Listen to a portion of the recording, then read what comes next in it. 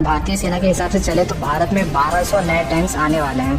Future main battle tank जो होगा उसका जो वेट है वो सिर्फ 50 टन होगा कंपेयर टू अर्जुन मार्क 2 जिसका वेट 62 टन होगा। आप में से जो लोग नहीं जानते उनको बता दूं कि डीआरडीओ अर्जुन मार्क 2 के ऊपर भी काम कर रही है। फ्यूचर मेन बैटल टैंक का ना सिर्फ वेट कम होगा बल्कि उसका साइज भी बहुत कम होगा। इस वक्त का जो अर्जुन टैंक है उसका सिर्फ 2/3 होगा नए फ्यूचर मेन बैटल टैंक का साइज। और इसका जो प्रमुख कारण है वो ये है कि इसमें जितने भी इलेक्ट्रॉनिक सिस्टम है वो बहुत ज्यादा एडवांस्ड है, इसलिए बहुत छोटे साइज के होंगे। Combat vehicles research and development establishment इस वक्त मेन बैटल टैंक के ऊपर टेक्नोलॉजी बनाने में लगी हुई है। इस टैंक की जो खासियत होगी वो ये होगी, ये कम्प्लीटली ऑटोमेटेड टरेट के साथ आएगा। इसमें 2 मैन का ही क्रू होगा, एक गनर होगा एक लोडर होगा। इसमें एक्टिव प्रोटेक्शन सिस्टम होगा जो इसे किसी भी मिसाइल अटैक से बचाएगा।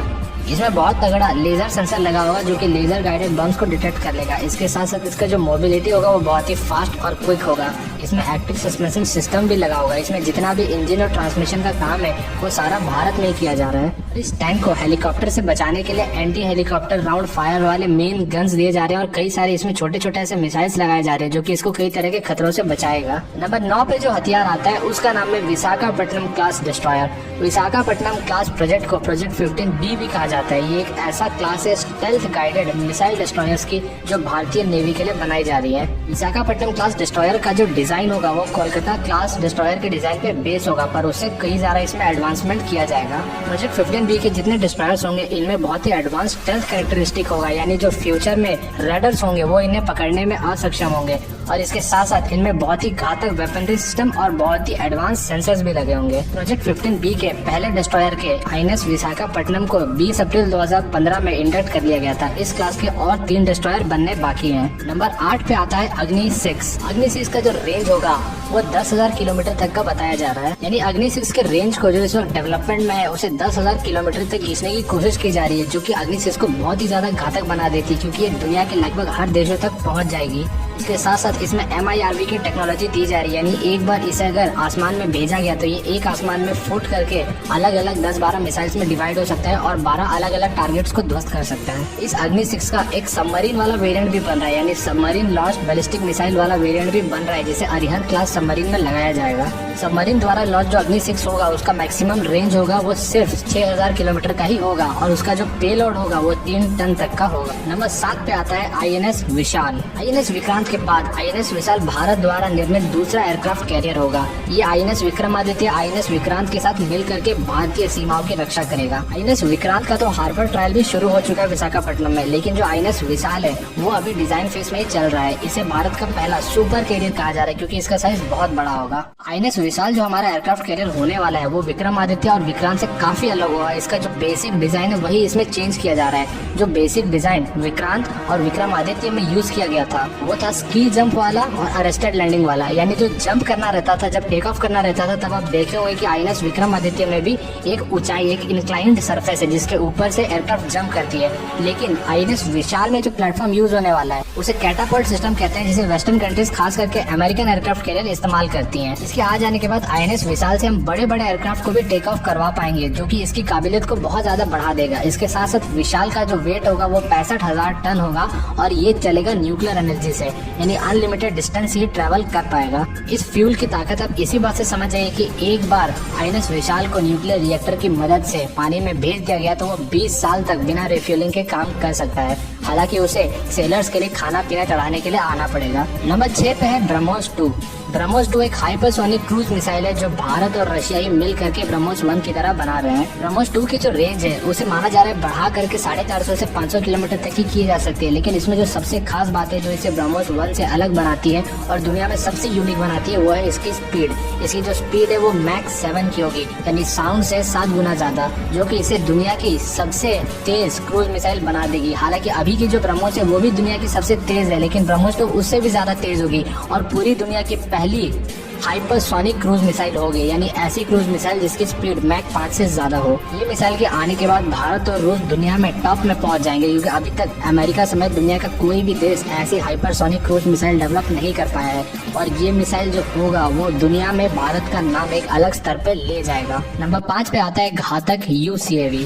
घातक की काबिलियत उसके नाम में छुपा है, घातक UCAV यानी अनमैन कॉम्बैट एयर व्हीकल। ये भारत का एक ड्रीम प्रोजेक्ट है जिसमें भारत एक stealthy unman unmanned combat air vehicle बनाएगा। यानी ये एक ऐसा फाइटर जेट होगा जो कि स्टेल्थ टेक्नोलॉजी से लैस होगा, साथ ही साथ ऑटोमेटिक होगा, यानी बिना किसी के इसमें बैठे ये उड़ करके दुश्मन से लड़ पाएगा और बॉम्बिंग मिशन कर पाएगा। प्रोजेक्ट बहुत ज्यादा खास इसीलिए है क्योंकि इसे डायरेक्ट प्राइम मिनिस्टर ऑफिस से नजर रखा जा रहा है और national security adviser Ajit Doval इसे अपने कंट्रोल में रखे हुए हैं। यानी प्रधानमंत्री और एनएसए को भी इसके ऊपर बहुत ज्यादा भरोसा है और वो भी इसे फ्यूचर का वेपन मानते हैं और इसके डेवलपमेंट का काम उन्होंने डायरेक्ट अपने हाथों में ले रखा। हमारा जो घातक होगा वो देखने में अमेरिका के B-2 बॉम्बर की तरह कुछ दिखेगा और इसमें जो वेपन्स होगा वो इंटरनली रखा जाएगा, यानी इसके शरीर के अंदर छुपा के रखा जाएगा ताकि जो रेडियो वेव से वो इससे टकरा करके इसे किसी भी रेडर में ना दिखा पाए। इसमें जो स्टेल्थ टेक्नोलॉजी यूज हो रहा है वो पूरी तरीके से भारत में ही बनाया जा रहा है, किसी भी दूसरे देश का इसमें मदद नहीं लिया जा रहा है। इसका जो डिजाइन का काम है वो ADA तैयार कर रही है।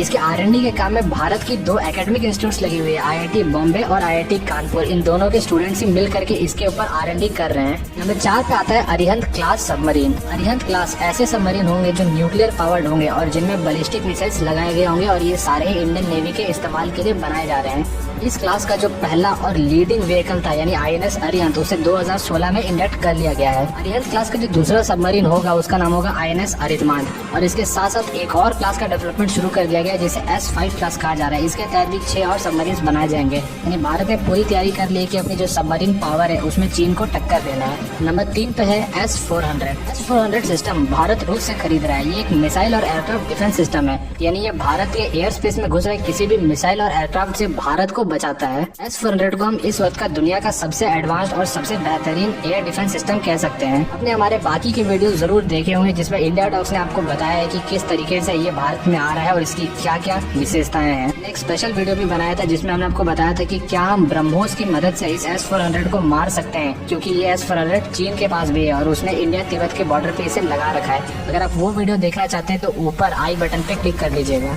S400 की जो ऑपरेशनल रेंज है वो 400 किलोमीटर की है, इसलिए इसे S400 कहा जाता है। इसका जो सबसे एडवांस्ड मिसाइल है उसकी रेंज 390 किलोमीटर की है, यानी वो 390 किलोमीटर दूर आ रहे किसी भी ऑब्जेक्ट को मार के गिरा सकता है। अगर भारत S400 को काफी बड़े तादाद में खरीदता है तो ये भारत को बहुत तरीके से सिक्योर कर देगा किसी भी इनकमिंग थ्रेट से। हालांकि अभी भारत बहुत ही कम S400 खरीद रहा है क्योंकि ये बहुत ही महंगा सिस्टम है, बहुत ही खर्चा है इसे ऑपरेट करने में। और इसी मुश्किल को कम करने के लिए भारत अपने ही देश में ऐसे long range surface to air missiles और surface to air missile defence system को तैयार कर रहा है। इसके लग जाने के बाद भारत भी लगभग 350 से 400 किलोमीटर तक की रेंज हासिल कर लेगा। नंबर 2 पे आता है तेजस MK2। तेजस मार्क 2 भारत का एक मीडियम वेट फाइटर जेट होगा। ये तेजस मार्क 1 और 1A से काफी अलग होगा। ये फाइटर जेट एक मीडियम वेट का होगा जिसमें कैनट्स लगे हुए होंगे जो कि काफी हैवी वेपन्स अपने साथ कैरी कर पाएगा। ये फाइटर जेट भारत के लिए बहुत इंपॉर्टेंट है क्योंकि ये प्रेजेंट डे के मिराज 2000 और जगुआर जैसे फाइटर जेट्स को रिप्लेस करेगा और ये भारतीय वायुसेना का बैकबोन साबित होगा, क्योंकि भारतीय वायुसेना में जो मेजोरिटी एयरक्राफ्ट होंगे वो तेजस मार्क 2 शामिल किए जाएंगे, क्योंकि इनका कॉस्ट जो होगा वो थोड़ा कम होगा लेकिन इनका इफेक्टिवनेस बहुत ही ज्यादा होगा, इसीलिए इन्हें बड़े मात्रा में भारतीय वायुसेना में भरा जाएगा। साथ ही साथ हो सकता है इसे भारतीय नौसेना में भी इस्तेमाल किया जाए। नंबर 1 पे है AMCA advanced medium combat aircraft. AMCA Bharat का एक फ्लैगशिप प्रोजेक्ट है। ये भारत का सबसे महत्वाकांक्षी प्रोजेक्ट है क्योंकि ये है एक 5+ जनरेशन के फाइटर एयरक्राफ्ट को बनाने का, यानी 5th जनरेशन से भी ज्यादा खतरनाक, यानी प्रेजेंट डे के अमेरिकन F-22 और F-35 से भी ज्यादा बेहतरीन एयरक्राफ्ट। इसका जो डिजाइन है वो लगभग ADA ने फाइनलाइज कर लिया है। इसमें एक ट्विन इंजन वाला होगा जिसमें कैनेट ट्विन टेल कॉन्फ़िगरेशन होगा और इसका जो ओवरऑल डिजाइन होगा वो अमेरिकन F-22 की तरह दिखेगा। AMCA का जो स्टेल्थ टेक्नोलॉजी होगा वो प्रोबेबली भारत का सबसे बेहतरीन स्टेल्थ टेक्नोलॉजी होगा। AMCA हर तरह की खूबियों से लैस होगा। इससे हम न्यूक्लियर मिशंस को अंजाम दे पाएंगे, साथ ही साथ ग्राउंड अटैक भी कर पाएंगे। इसके साथ साथ जो क्लोज कॉम्बैट होगा यानी डॉग फाइट का सिचुएशन होगा उसमें भी काफी ज्यादा प्रिसाइज और घातक होगा। सबके साथ इसका जो स्टेल्थ डिजाइन है और जो लो इंफ्रारेड सिग्नेचर की काबिलियत है वो इसे बहुत ही बेहतरीन लॉन्ग रेंज का फाइटर बनाएगी, जो कि दुश्मन के टेरिटरी में घुस करके सर्जिकल स्ट्राइक जैसे ऑपरेशंस भी कर पाएगा बिना डिटेक्ट हुए। इसके साथ साथ दूर खड़े जो फाइटर जेट्स होंगे दुश्मन के उनको भी ये मार गिराएगा। कुछ रिपोर्ट्स ऐसा बताती है कि पहला फुल स्केल मॉडल AMCA का बेंगलुरु में तैयार किया जा रहा है, यानी पूरा असली साइज का मॉडल।